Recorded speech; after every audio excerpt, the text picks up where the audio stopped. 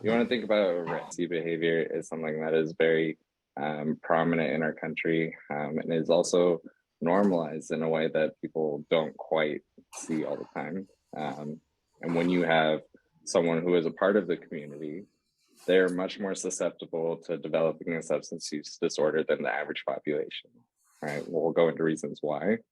But so not only do you have someone who is more susceptible to a substance use disorder, but also susceptible to intense body dysmorphia, negative self-esteem, impulsive behaviors that really just increase that risk to turn to substances to try and ease the pain or cope through the challenges. Why is this the case? So you can start off with what's called a marginalized stress model, which is just a term for saying that anything that is going on in terms of this kid's life, the homophobia, the sexism, the internalized gender roles, toxic masculinity, femininity, all of that is coming into this person and they're internalizing it as a part of who they are and how they operate and how they see in the world, right? So all of that stress is turning into their own distress. So when you are experiencing a world that doesn't accept you for who you are, who sees you as different, who ostracizes you, who makes you feel small, makes you feel unimportant, you internalize that and it creates this large amount of distress that substances is very easy to turn to, right? Another word or a way to kind of look at it is through a systemic model, which is what's called a negative feedback loop. So because the world sees me as bad and that I am wrong and that my presentation isn't accepted, well, I must be bad. I must be this weird kid and maybe I'm wrong, and all these sort of things are going on in my head that just repeats over and over and over again. You have family values and opinions that may differ, maybe not supporting, as what we heard in the very beginning, where apparently there's this group that's telling PB schools, and correct me if I'm wrong, but saying that this book is wrong and that there's this big uprising just about that specifically. So that's a small example of like societal ways that people interact with this community, why a person who is presenting in this area feels like just their own existence is wrong. You also have laws and politics and just the context of our history all playing into different factors into why this person might be struggling. So with that immense amount of distress, that distress needs a place to go. And a lot of times with emotions, when you're in a place that doesn't support you, you're going to turn to either peers or you're going to turn to social isolation. So you're going to go by yourself. You're going to turn to substances. So one thing to really keep in mind is having all three of these things in terms of using substances, being an adolescent, and being in a marginalized group, you're at a high risk for impulsivity, right? So just developmentally, teenagers are the highest risk group for risky behaviors. And that's in terms of their own brain development, in terms of our brains develop from the back to the front. And at the very front of our brain is the prefrontal cortex, which is our decision making. So as we're getting older into our teenage years, our bodies and our minds want to kind of push away from our families and go more towards our peers. We want to figure out who we are, what makes us who we are, and why is that so good. So you're pushing away from your family in a sense. You're not making all the best decisions, and you're trying to find that sense of self all at the same time. So adolescence by itself is already one of the more risky times, right? So you have to really kind of monitor this. And the way that you can really monitor is by checking in with your kids, checking in with your friends, anyone that's a part of like this community, and seeing how they're doing, right? Normalizing that idea of how are you? Like, tell me about what's going on, and including them. Okay. So those teenagers are really focused on that sense of self in terms of it's a what's called a developmental stage in terms of I need to figure out who I am, why who I am is important, and what about me makes me who I am. So by going through that, you're going to be looking at all your different peers. You're going to have really high social comparisons. So you're always checking to see if like this person is cool or why are they cool. Well, this person is using alcohol. That seems really cool. I'm going to do it. This person's using weed. I'm going to do it. This person's vaping in class. That's crazy. Oh my gosh, I'm going to try it. Right. So you're going to be trying new things. You're going to be in a place where you're at the highest risk. Right? So kind of going through a case example to just kind of put this into a little bit more of a real thing. So first off, all the demographics and details are changed for confidentiality, so it doesn't exactly mirror, but it's based off a case. So imagine a 13-year-old adolescent using he, they pronouns. They have a trauma history from being neglected and exposed to parental substance abuse. The family is mostly supportive, but has challenged with using a firm name. As a peer, as a neighbor who has been a bully towards him since they were 7. And the client shared feelings that no one seemed to care about how they felt, which is a common theme among a marginalized group. So just take for a minute to imagine this kid. You might have known a kid like this. You might have known someone around there. This kid was very easy in terms of turning over to like risky behaviors. They started vaping, using tobacco and weed, had a lot of peers that were into drugs, started using alcohol and experimenting with cocaine at a very young age, and reported enjoying the feelings from weed, alcohol, and cocaine. One of the things that you have to know and understand about substances is there is a reason that people use it. There is a reason that adolescents and people in general turn to substances when they're feeling overwhelmed.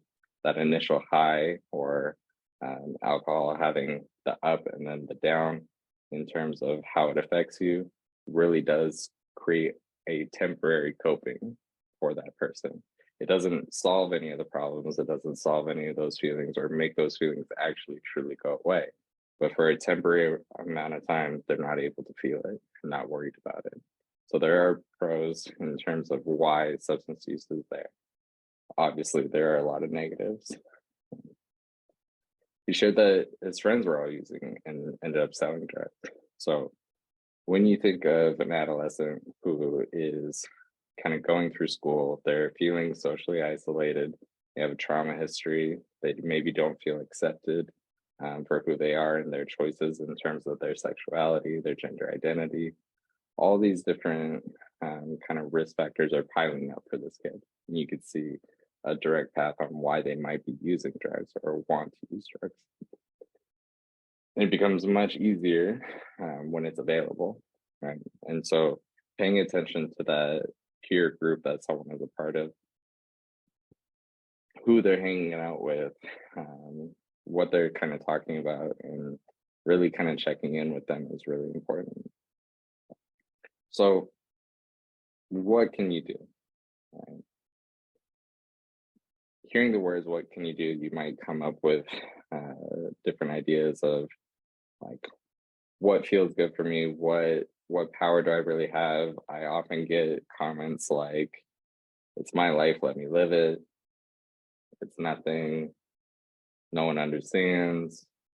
And it's easy to be overwhelmed, right?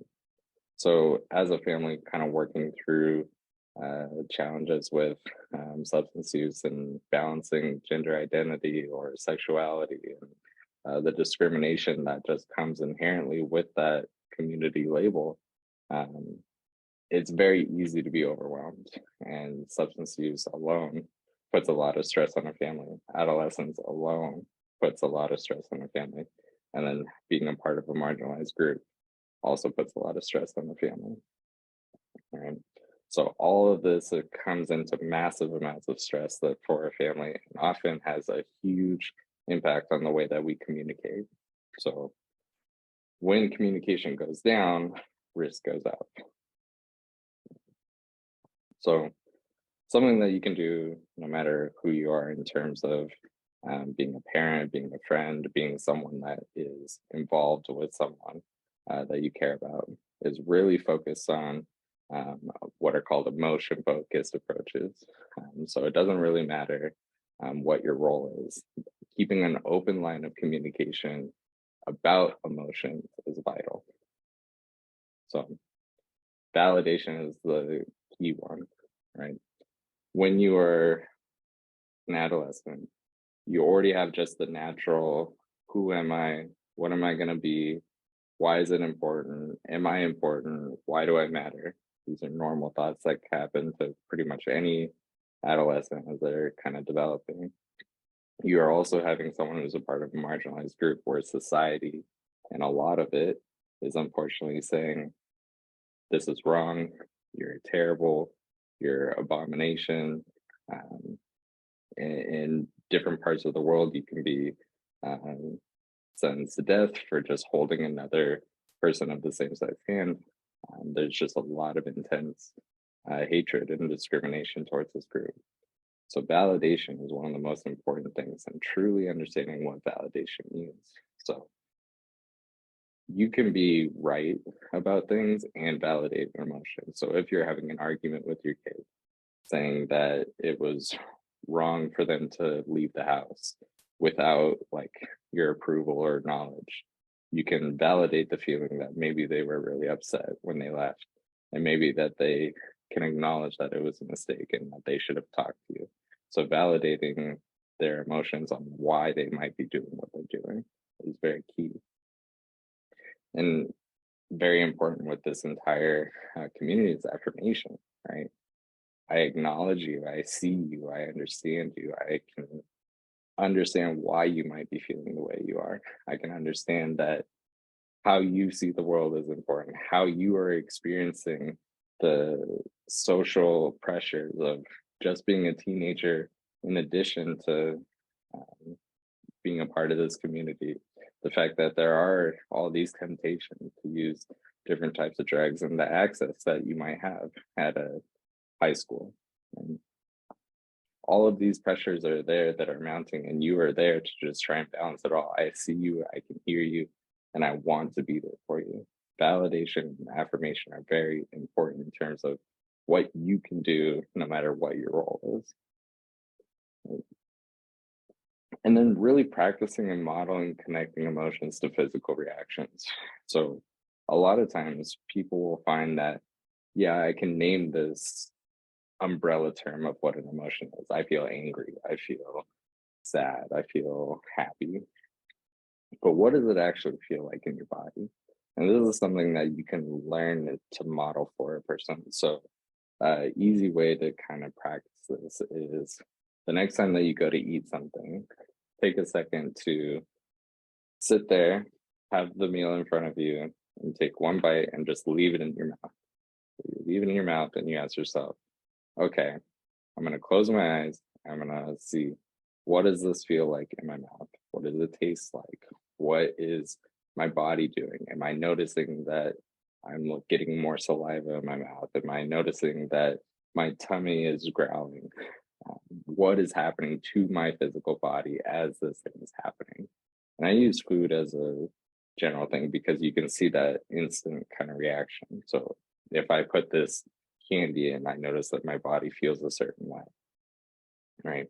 So learning to connect your body and your mind can really help someone develop in terms of mindfulness. And as a parent, as the kid itself, you can really practice this to allow yourself to be in more control in terms of mitigating impulses, because you're not just reacting to whatever you're feeling, but you're also making more positive decisions and saying, you know what, I know that I'm feeling stressed because I can feel it in my body. I can feel the tightness in my shoulders. I can feel that my leg is shaking. I can feel that I'm fidgeting left and right. By being able to know what's happening in my body, I know that I can react to certain things the way that I would like to, rather than impulsively reacting. So a big part of why a lot of adolescents and people of this community are so susceptible to um, using drugs or feeling just outcasted, is that feeling of the world doesn't accept me for who I am. It does not matter what I do. No one cares or listens to even say the right name. Why does it matter what I do? And it is so important to make sure that you can find as many positive social groups, whether it's sports, whether it's extracurriculars, whether it's positive friend groups, supportive groups like PFLAG, whatever it is that you can find to kind of encourage these positive relationships where it's not just the parents or a family friend or a clinician or someone that's providing this validation and this affirmation, but it's also friend groups. As a teenager, as an adolescent, you are at a developmental stage where you are trying to kind of push away from your family in terms of being more independent. You want to feel and value your peer thoughts and opinions a lot more all of a sudden. So finding a group or finding extracurriculars that you feel passionate about or excited about can be a really good mitigating factor or ability to help you kind of prevent some substance use. Another big part of that is that feeling that because the world doesn't accept me, because I don't even know who I am, and because maybe my friends are using, why does it matter if I use or not? I don't really care about long-term consequences. I can't even think about next week, let alone 5 years from now, right? So there are a lot of important aspects to why any positive social group in terms of peer age is super important. So how do you do these approaches? Right? How do you really kind of focus in on just these emotions? How do you kind of provide what you can? Big thing, normalize talking about how you feel. Modeling is one of the biggest things that you could do, right? In terms of talking about emotions, the more that you talk about emotions and being able to connect it to your physical reactions, like, oh, I'm having a stressful day. I can really feel it in my shoulders today. I can really feel it in my legs. I feel tired from all the things that I've had to think about today. I feel exhausted because I've had to go to school. I've had to hit 6 different classes. They made me do PE and I don't really like PE. And then I had homework that I had to do. And then now I have to talk about how I feel. Normalizing and talking about what your day is like can be a really helpful approach. And then establishing what's called an authoritative parenting approach. It doesn't mean what it exactly sounds like.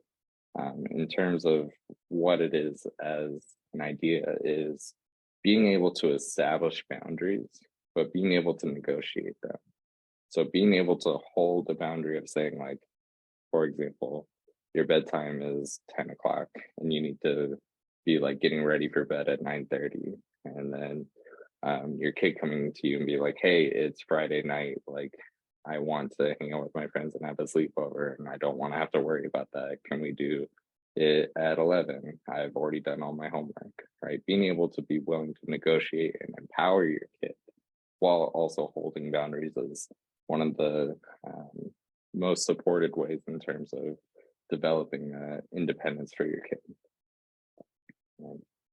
And then again, just really modeling that communication that you want to hear back. If you want your kid to talk to you a certain way, you got to talk to them that same way.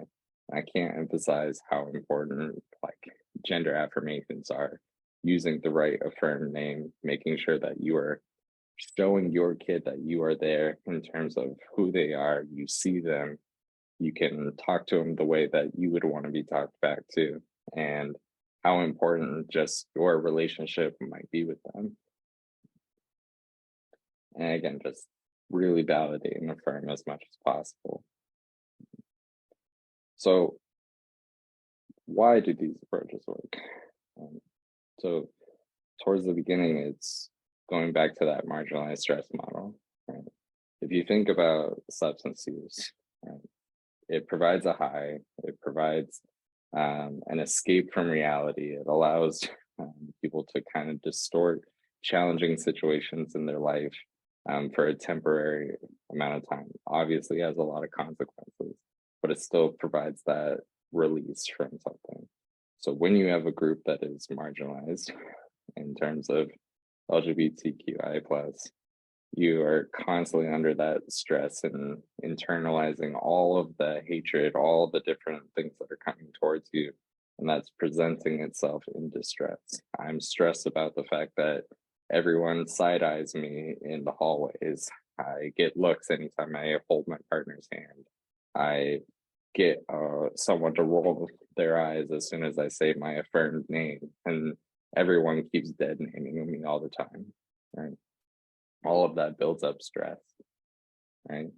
And the way that all of that stress interacts with the world, right? So you start with yourself and you have all these different layers in terms of your family, your friends being your innermost layer, the way that the school treats you, and if they even have the right name on the paperwork for the school.